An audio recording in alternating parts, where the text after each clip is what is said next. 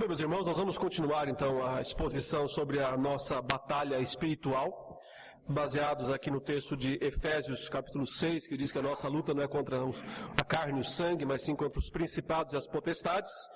Seguindo a própria estrutura da passagem em que Paulo enumera os inimigos, mencionando em primeiro lugar o diabo, Satanás, depois os principados, potestades, nós vamos seguir essa sequência mesmo de abordagem, identificando esses personagens aqui ao longo da Bíblia inteira, né? De Gênesis até Apocalipse. E nós estamos então falando inicialmente do chefe de todos os espíritos malignos, que se chama Satanás. A sua primeira aparição foi em Gênesis capítulo 3, onde ele se apresenta como uma serpente para enganar o ser humano. Em todo o Antigo Testamento nós veremos uma atuação bastante discreta de Satanás. Esse é um ponto importante a ser compreendido, tem duas implicações. A primeira é que a revelação bíblica é progressiva. Ela vai acrescentando detalhes sobre os fatos, os assuntos, cada vez mais. Nós não temos tudo claro de uma única vez lá no começo. E o segundo aspecto também importante em relação a isso é que há uma mudança de postura do inimigo, de Satanás, do Antigo para o Novo Testamento. E essa mudança se verá nessas exposições. Por quê?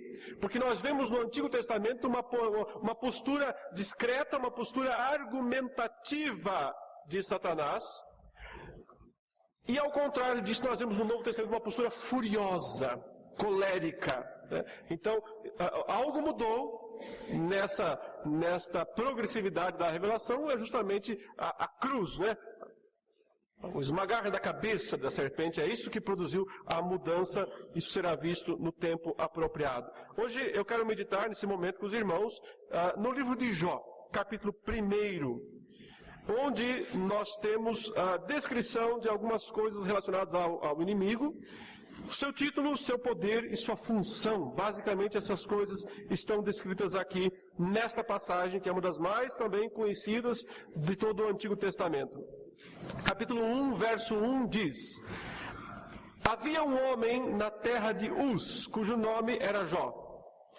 Homem íntegro e reto, temente a Deus, e que se desviava do mal. Nasceram-lhe 7 filhos e 3 filhas. Possuía 7.000 ovelhas, 3.000 camelos, 500 juntas de bois e 500 jumentas. Era também muito numeroso o pessoal ao seu serviço, de maneira que este homem era o maior de todos os do Oriente. Seus filhos iam às casas uns dos outros e faziam banquetes, cada um por sua vez, e mandavam convidar as suas 3 irmãs a comerem e beberem com eles. Decorrido o turno de dias de seus banquetes, chamava Jó a seus filhos e os santificava. Levantava-se de madrugada e oferecia holocaustos, segundo o número de todos eles, pois dizia: talvez tenham pecado os meus filhos e blasfemado contra Deus em seu coração. Assim o fazia Jó continuamente. Então, primeiro aqui, uma descrição dos bens, da riqueza, da família, e do cuidado que Jó possuía em relação à sua casa, em relação a temer ao Senhor. Agora a cena muda para um outro lugar, o que está por trás da realidade visível, física. Verso 6. Num dia em que os filhos de Deus vieram apresentar-se perante o Senhor, veio também Satanás entre eles. Então perguntou o Senhor a Satanás: de onde vens? Satanás respondeu ao Senhor e disse: de rodear a terra e passear por ela. Perguntou ainda o Senhor a Satanás: observaste o meu servo Jó? Porque ninguém há na terra semelhante a ele, homem íntegro e reto, temente a Deus e que se desvia do mal. Então respondeu Satanás ao Senhor: porventura Jó debalde teme a Deus? Acaso não o cercaste com sebe a ele, a sua casa e a tudo quanto tem? A obra de suas mãos abençoaste, e os seus bens se multiplicaram na terra. Estende, porém, a mão, e toca-lhe em tudo quanto tem, e verás, se não blasfema contra ti na tua face. Disse o Senhor a Satanás: Eis que tudo quanto ele tem está em teu poder. Somente contra ele não estendas a mão. E Satanás saiu da presença do Senhor. Até aqui, por enquanto, nós temos esse relato tão impressionante que nos revela coisas muito importantes e necessárias a respeito da personalidade, a respeito desse ser maligno perverso, que aqui recebe o título explicitamente Satanás. Ele já não é mais a serpente, ele está aqui com o título que ele adquiriu ao longo da sua trajetória, o adversário, aquele que se opõe. Em Gênesis 3, Deus falou em uma inimizade entre a mulher e Satanás, os descendentes de cada lado. Então, aqui está o inimigo, o adversário dessa inimizade que o próprio Senhor estabeleceu. Mas observe inicialmente algo aqui surpreendente. Veja que ele é alguém arrolado entre os filhos de Deus. O versículo 6 diz isso: num dia em que os filhos de Deus vieram apresentar-se perante o Senhor, veio Satanás entre eles.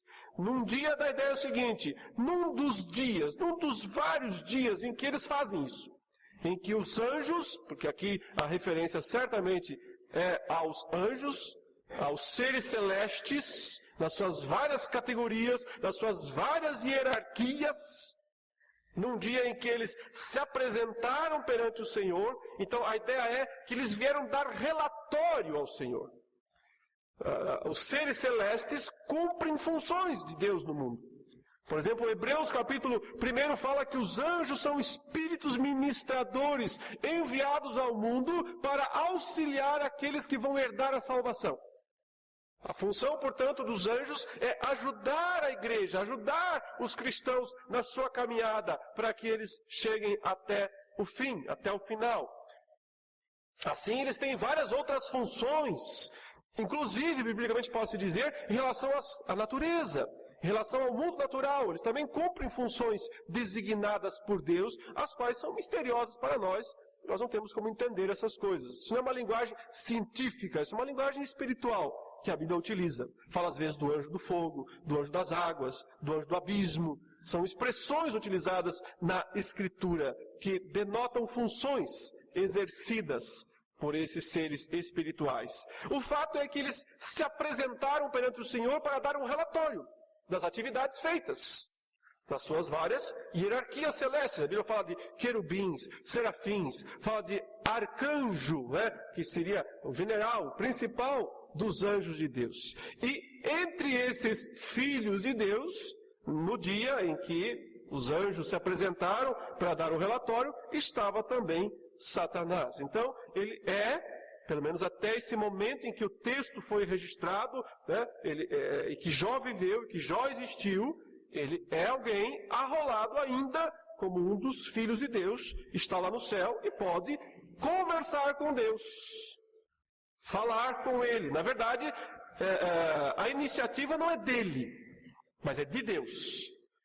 Satanás se apresenta, mas não fala nada, ele está quietinho. Então, Deus pede para ele se pronunciar. Então, parece ser essa a ordem correta. As criaturas de Deus, os anjos de Deus, eles têm respeito para com Deus. Os serafins, lá em Isaías capítulo 6, com 2 asas cobrem os pés, com 2 asas cobrem os olhos e com 2 voam. Então, é uma posição de extremo respeito para com Deus. De não afrontar, parece que eles não se dirigem a Deus diretamente. Mas como Deus falou, sua vez, Satanás, dá o seu relatório. Pode falar. Onde você estava, o que estava fazendo. Então, Deus cobra dele um relatório sobre suas atividades. E então, ele dá um relatório extremamente genérico. O que ele diz a Deus? Eu estava dando umas voltas por aí. Eu estava passeando, percorrendo a terra. Bom, isso parece ser a função dele. Ele parece ter justamente essa incumbência celeste de realizar alguma coisa em relação à terra, percorrê-la, para trazer relatórios a Deus. Porém, o Deus que é soberano também percebe que tem algo mais em jogo. Percebe que esse ser está olhando demais para uma pessoa em especial. E aí Deus pergunta para ele: viste o meu servo Jó? Por que é que Deus faz essa pergunta? Não tem um monte de outros servos na terra? Por que ele pergunta: viste o meu servo Jó? Porque é óbvio que Deus sabe, Deus percebe que ele de fato está olhando demais para esse servo Jó. Por quê? Porque esse servo Jó é objeto das suas investigações. Ele está investigando a vida deste homem. E ele está então tentando entender por que esse homem parece tão justo, parece tão correto, e ele logo chega a uma conclusão. E a sua conclusão, ele vai despejar diante de Deus. Porque Deus é quem pergunta, Deus é quem chama a atenção. Você viste meu servo Jó como lá? Ninguém como ele, fiel, temente, se desvia do mal. De quem mais Deus teria dito algo tão especial de um ser humano, o testemunho divino de um homem? É isso que principalmente deve ter causado toda a revolta em Satanás. Porque o seu grande interesse desde o início é o quê? É levar o ser humano a culpar a Deus. O ser humano a blasfemar, a de alguma maneira ofender a Deus. É isso o que está na essência da sua atividade, da sua função. E aí ele vê um homem que não faz isso. Então ele tem que dizer, tem que haver um motivo aí.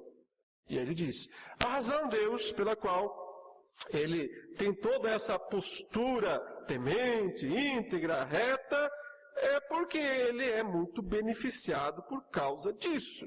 Ou melhor, a causa dessa postura é um beneficiamento prévio. É isso que ele coloca diante de Deus. Verso 9. Então respondeu Satanás ao Senhor, porventura Jó debalde teme a Deus?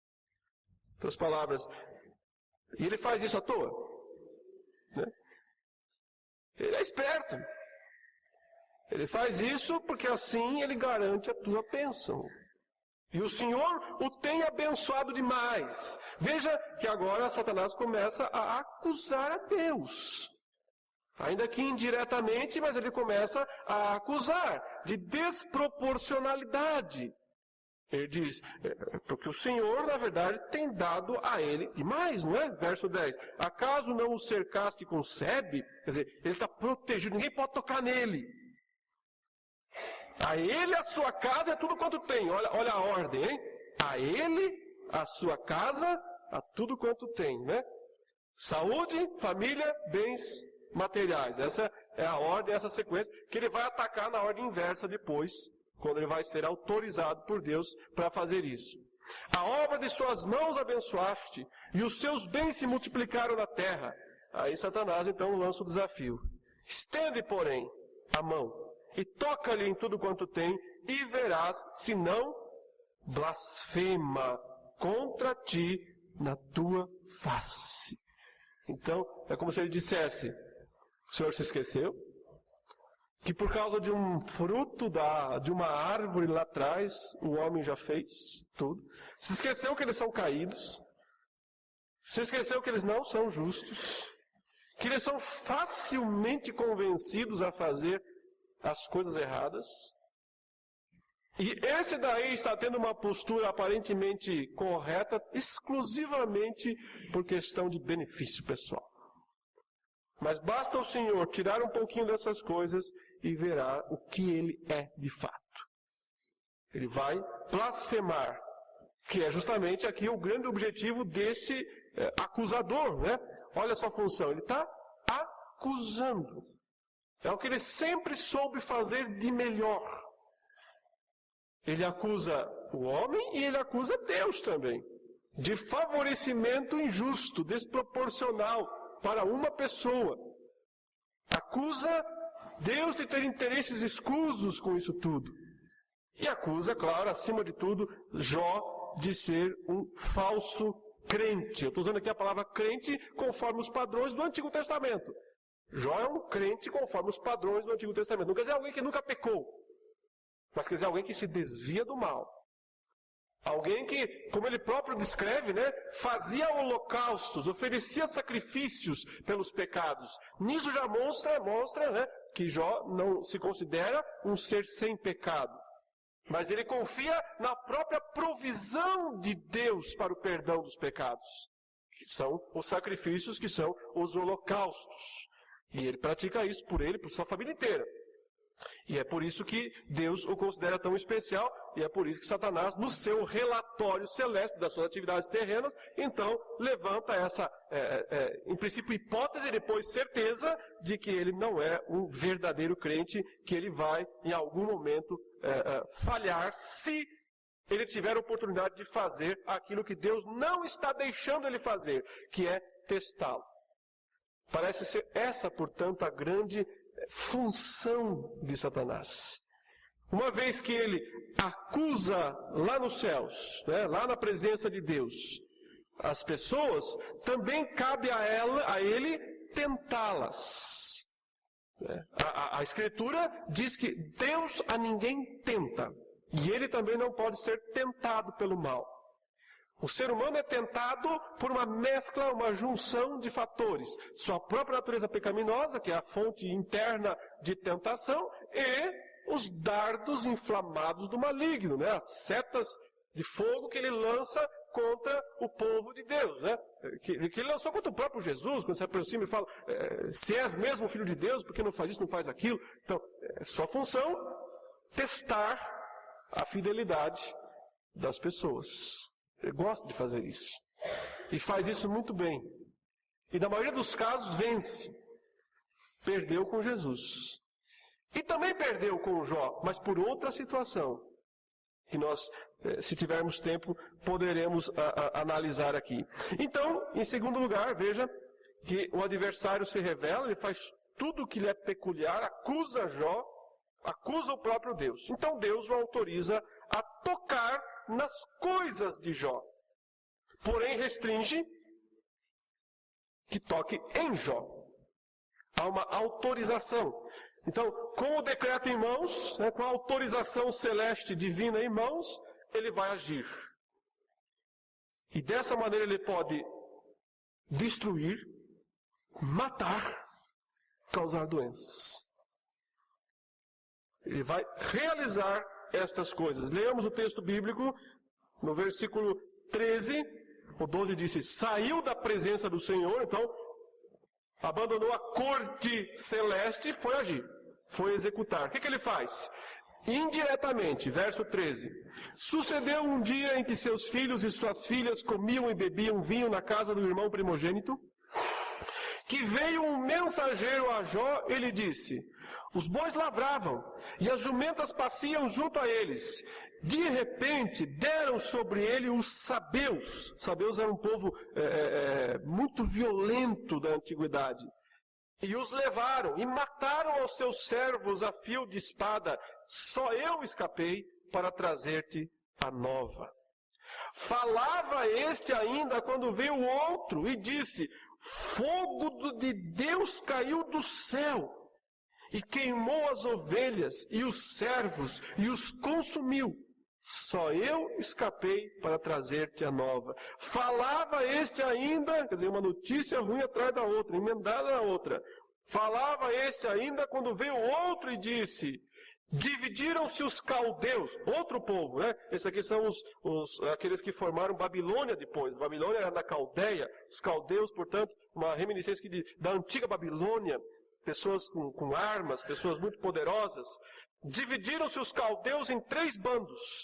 Deram sobre os camelos, os levaram e mataram aos servos ao fio da espada. Só eu escapei para trazer-te a nova. Também este falava ainda quando viu o outro e disse, e é a pior das notícias, estando teus filhos e tuas filhas comendo e bebendo vinho em casa do irmão primogênito, eis que se levantou grande vento do lado do deserto, e deu nos 4 cantos da casa, a qual caiu sobre eles e morreram. Só eu escapei para trazer-te a nova. Então veja, a atuação de Satanás com autorização celeste, primeiramente atinge os bens, usando instrumentos humanos e não humanos para realizar isso. E depois atinge a família, os filhos, e assim todos são mortos. Olha os 4 instrumentos que Satanás utilizou aqui. Os sabeus, que era um povo ladrão, né, um povo acostumado a roubar. O fogo do céu, provavelmente aqui são raios, talvez uma tempestade de raios ou algo nesse sentido. Os caldeus, que era um povo de guerra, e um tornado, talvez, uma ventania, deu nos 4 cantos, da ideia de descer, talvez um tornado, algo dessa natureza, sobre a casa onde estavam todos os filhos, reunidos na casa do irmão primogênito, e matou a todos.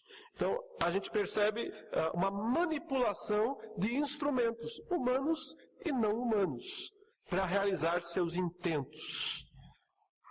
Que, no entanto, só pode ser feito a partir de uma autorização de Deus, que por razões misteriosas, Deus concede ou não, para que ele desempenhe.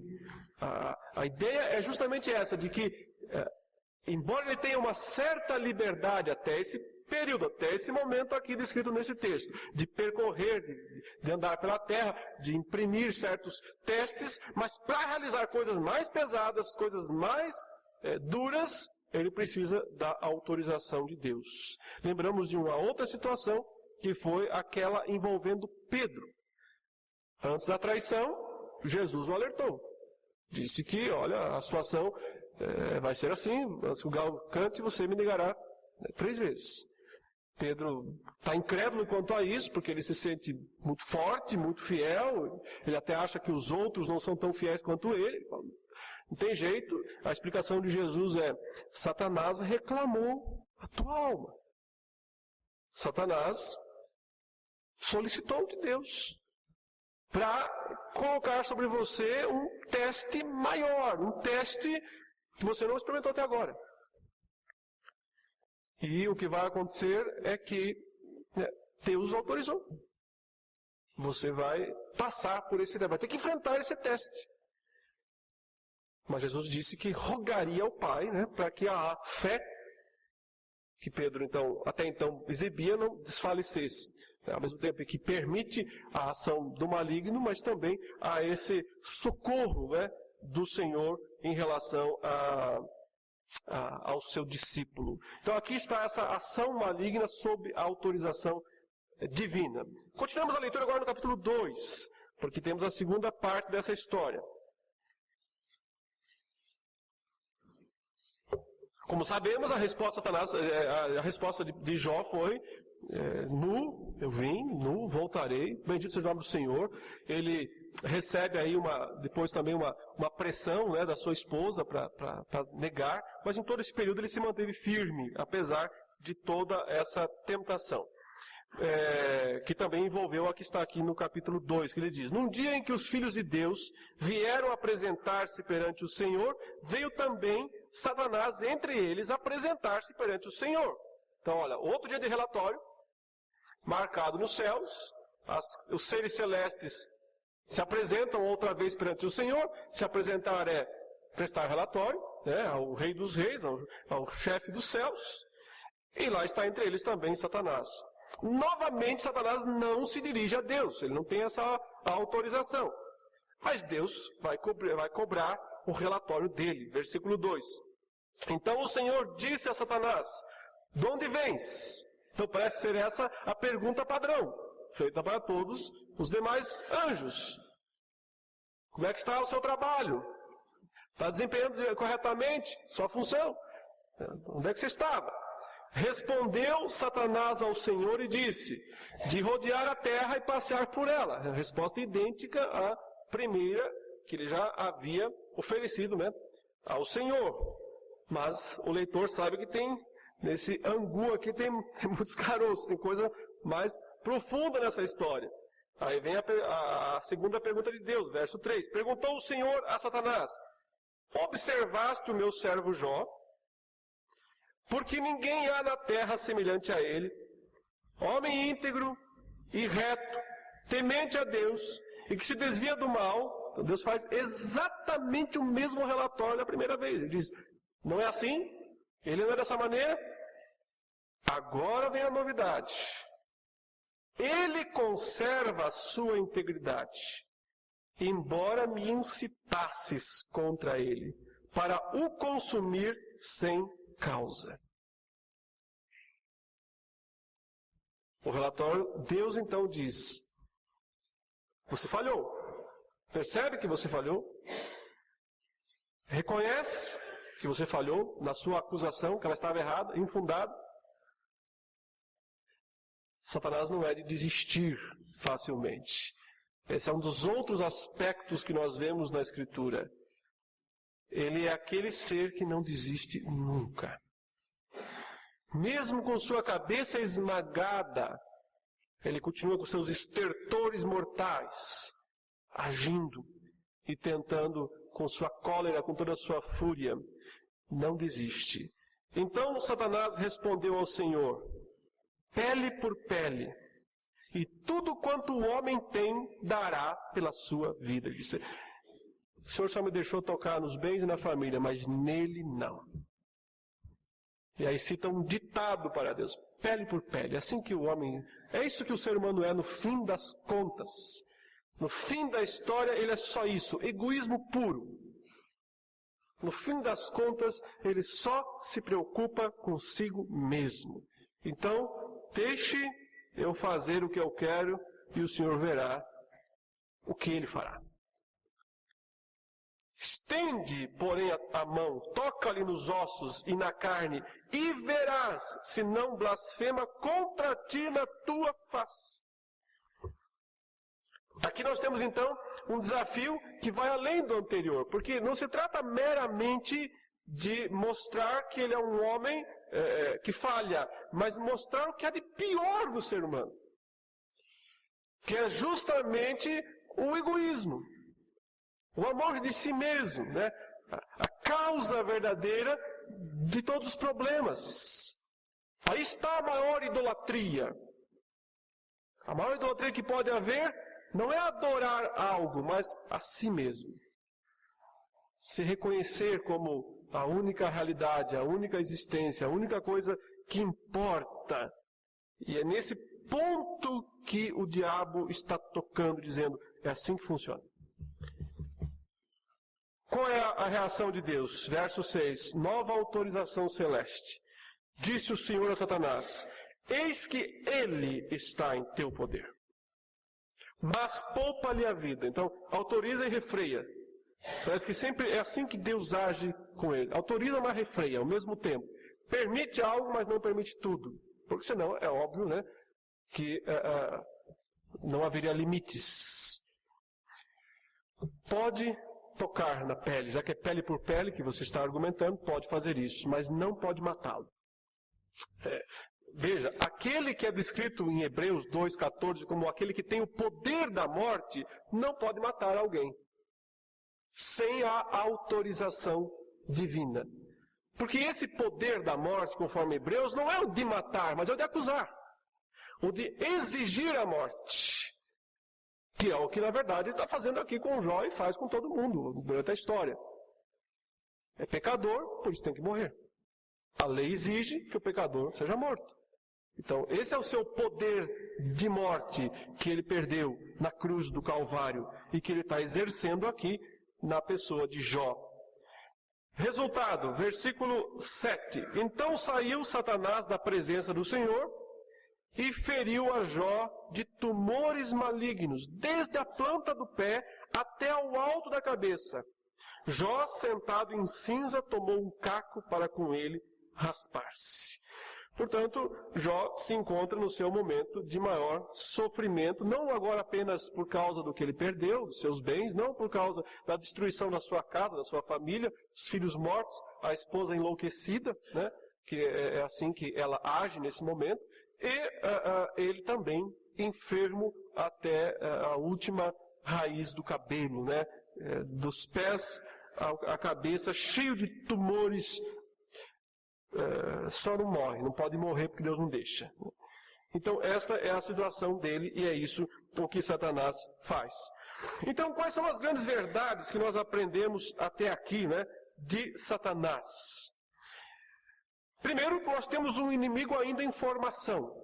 Você não tem aqui ainda aquele ser final, enfurecido do Novo Testamento. É um inimigo ainda em formação. Ele já é um adversário, Satanás, mas por enquanto ele é um adversário, entre aspas, legal. Que age segundo a lei. Que respeita as regras. Ele sabe que existe uma corte celeste, ele sabe que existem leis, e ele está agindo dentro destas leis. Ele joga conforme as regras. Ele ainda não está quebrando essas regras. Ele tem brechas, digamos assim, legais, para poder impor sua posição, para poder argumentar e, de alguma maneira, condenar, culpar o ser humano. Porque ele ainda tem acesso aos céus. Ele ainda pode argumentar com Deus e acusar sob termos legais. Ele não fez nada ilegal aqui. É perverso, é maligno, mas está jogando conforme as regras. Mas o que nós percebemos por trás dessa atitude legal é de um ser revoltado contra Deus. E de alguma maneira essa revolta contra Deus tem a ver com o homem, com o ser humano, que é sempre o alvo das suas pesquisas, que é sempre o alvo, né, está sempre na mira. Ele não pode mirar a Deus.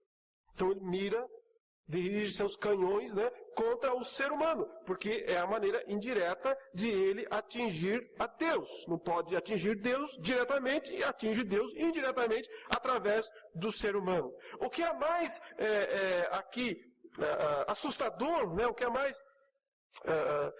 difícil de compreender é esta certa tolerância divina para com ele.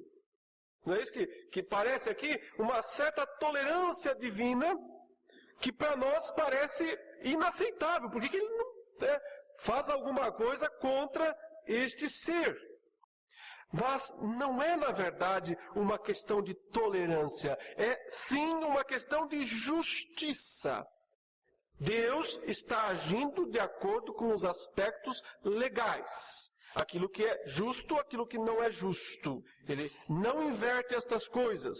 Então, há direitos adquiridos. Infelizmente, Satanás adquiriu direitos. A partir do momento que ele induziu o homem à queda, ele adquire direitos sobre isso. Ele tem poder de acusar os seres humanos. E o Senhor não o cerceia desse direito. Permite que ele chegue lá nos céus e faça suas acusações.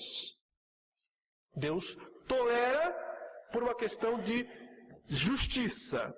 Porque Deus não pode passar por cima das leis que ele próprio estabeleceu. Então, Satanás está jogando conforme as leis. E ele tem um poder grande, mas sob a autorização divina. Deus autorizando, ele conquistando essa autorização, esse direito, ele consegue agir de várias maneiras destrutivas. Pode matar, pode destruir, pode infligir doenças, mas não pode ir além do limite sempre marcado por Deus, estabelecido por Deus. Então, o que nós aprendemos aqui é que na soberania dos planos e dos propósitos divinos, esse ser cumpre um papel. E é um grande papel, não é um papel secundário, é um grande papel. Ao permitir a queda, Deus revelou o seu grande amor para com o ser humano, possibilitando a vinda de Jesus Cristo. Para ser picado pela serpente. Olha, o próprio Deus não ficou imune a isso. Ele não resolve o problema à distância. Ele não resolve o problema por decretos. Ele resolve o problema agindo, assumindo a posição humana. Então, a queda, por mais terrível que seja, ela revela a grandiosidade de um Deus que é soberano e que mostra na prática, não só em conceitos, mas na prática, o que é o amor verdadeiro.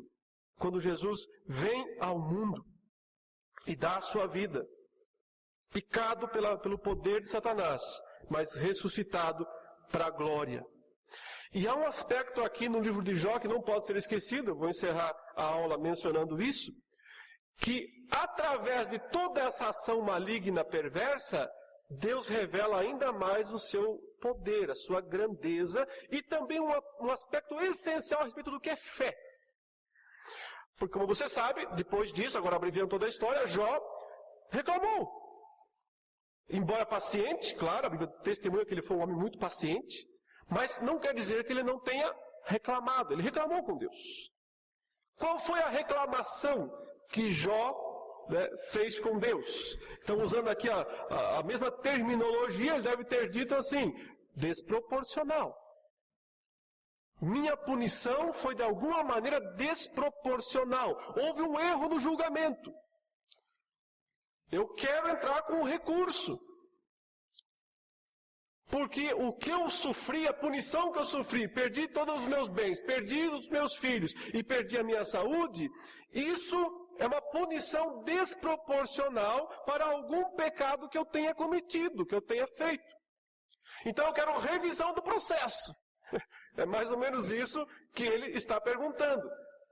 Ele diz, se eu pudesse comparecer perante o tribunal de Deus, se eu pudesse argumentar com o Todo-Poderoso, então eu faria que ele visse que foi desproporcional, que não foi justo, que não está sendo honesto, tudo isso que eu estou enfrentando.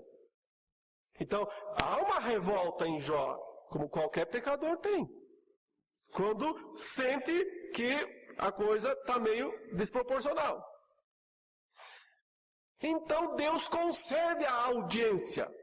No livro de Jó, Deus vai conceder Jó, protocolou lá, pediu uma audiência com Deus, e Deus disse, muito bem, eu vou te conceder essa audiência. E Jó, então Deus vem falar com Jó no meio do rodamuinho, lembra da passagem? Chega lá e Deus vai falar com ele. E Deus diz assim, Jó, é o seguinte, você quer me fazer umas perguntas, não quer? Claro. Eu deixarei. Se primeiro você responder umas que eu tenho para te fazer. Então, eu vou te perguntar, se você me responder, eu te respondo também as suas dúvidas, aquilo que você está achando que não está muito legal. Legal, aí então Deus começa a falar. O que é que Deus fala? Explica para ele. Jó, é o seguinte, sabe qual foi o problema? Um dia, quando os anjos vieram do céu fazer um relatório, entre eles estava Satanás. E aí, Satanás, assim, essa... Não, Deus não fala nada disso. Não explica nada. Não conta... A parte invisível da história continua invisível para Jó.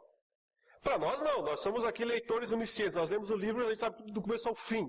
Nós temos a visão de Deus. Nós não temos a visão do homem. A visão de Jó. E Jó fica sem essa visão também. Ele não sabe que teve um diálogo. Ele não sabe que teve uma acusação. Ele não sabe que uma cláusula foi levantada lá no céu contra ele. Ele não sabe disso. Não sabe de nada. Inocente. E aí, o que acontece é que Deus vai falar em outros termos com ele. Vai dizer o seguinte. Jó, pergunta número 1. Onde é que você estava quando eu criei o mundo?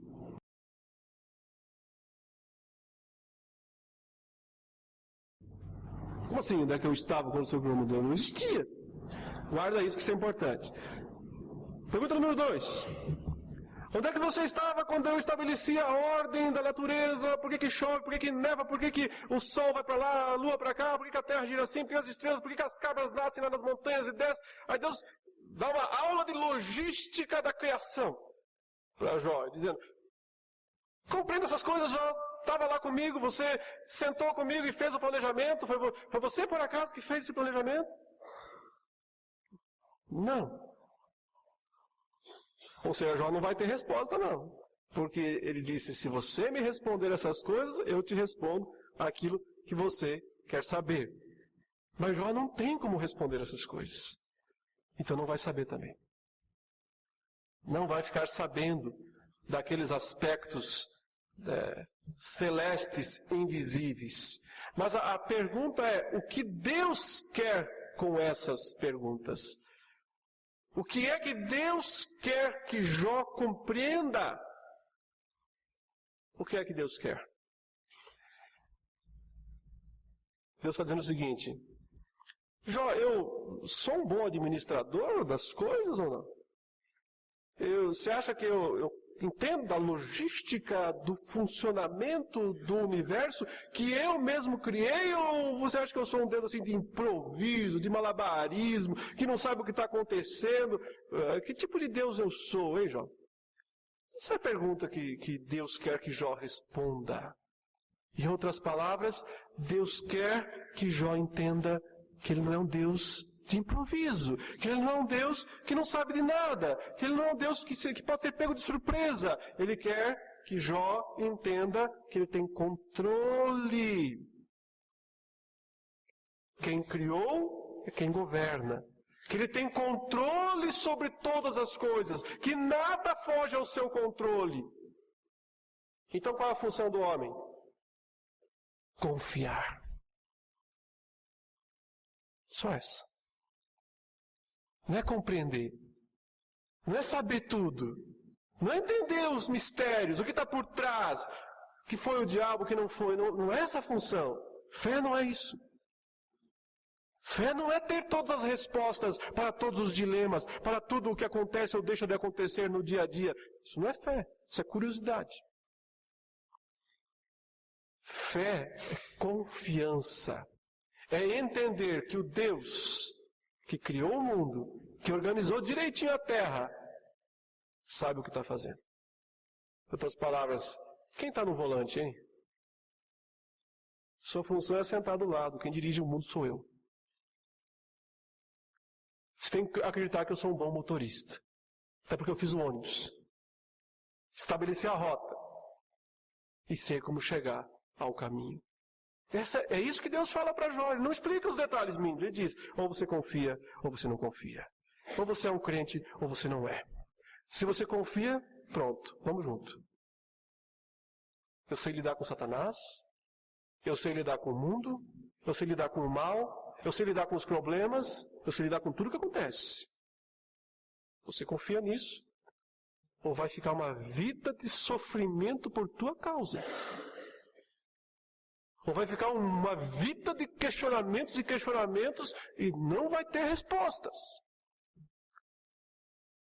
Então, através de toda aquela ação maligna, Deus mostrou sua grandeza, sua soberania, seu governo perfeito de todas as coisas. Qual é a resposta de Jó ao final? Esquece o que eu queria te dizer.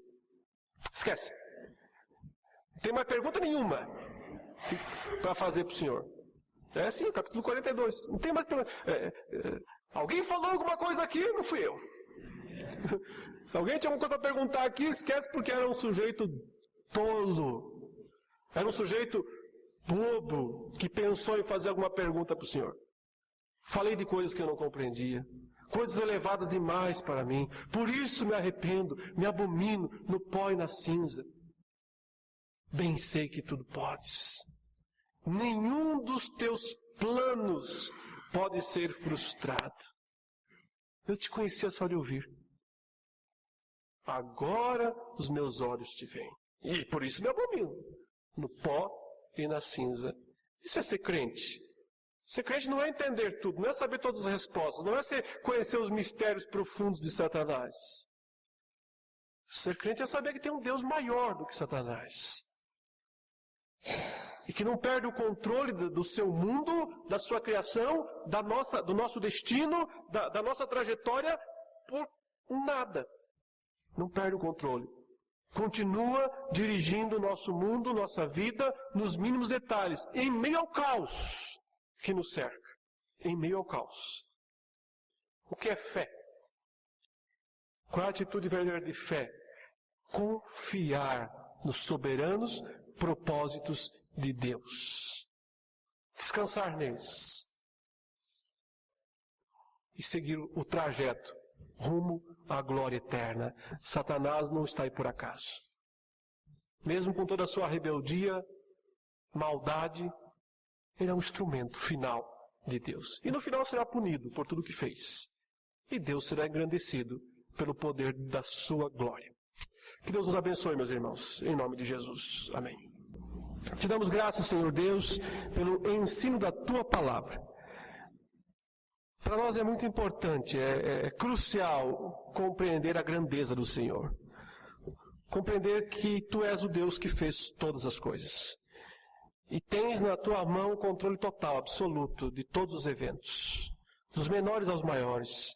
Porque tudo corrobora para o Teu plano e para o bem daqueles que amam a Deus. Faze-nos compreender, ó Deus, a nossa própria dependência de Ti mesmo. Para que não sejamos arrogantes.